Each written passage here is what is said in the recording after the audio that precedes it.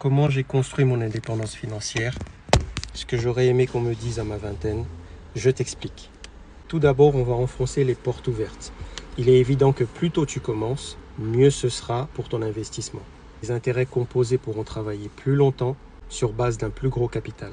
Malheureusement, en ce qui me concerne, je n'ai pas pu commencer à ma vingtaine.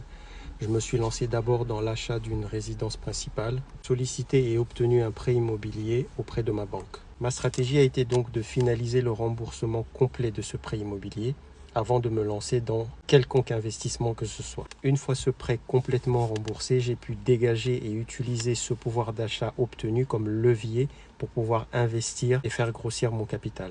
Ce que je vous conseille, si vous le pouvez, c'est de faire l'inverse. Commencez par investir et ensuite, le fruit de vos investissements vous permettra d'acquérir votre résidence principale. Maintenant, rentrons dans le dur de ma stratégie d'investissement. Le premier élément, c'est la constitution de mon bouclier, mon épargne de sécurité, ma précaution. 4 à 6 mois de salaire que j'ai commencé à constituer et à mettre de côté pour pouvoir pallier tout ce que la vie mettra sur mon chemin.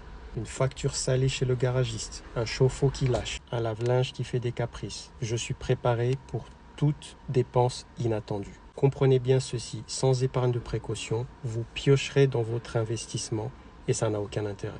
Deuxième élément, l'investissement boursier. J'ai ouvert un compte titre, je suis client Revolut donc je l'ai naturellement fait chez eux et j'ai commencé à investir sur un ETF mainstream, le S&P 500.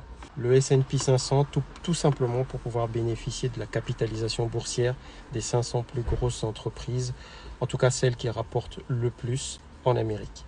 Ensuite, j'ai investi pour diversifier hors des États-Unis dans un ETF, cette fois-ci MSCI World, qui contient une partie de la capitalisation américaine, mais aussi d'autres entreprises occidentales.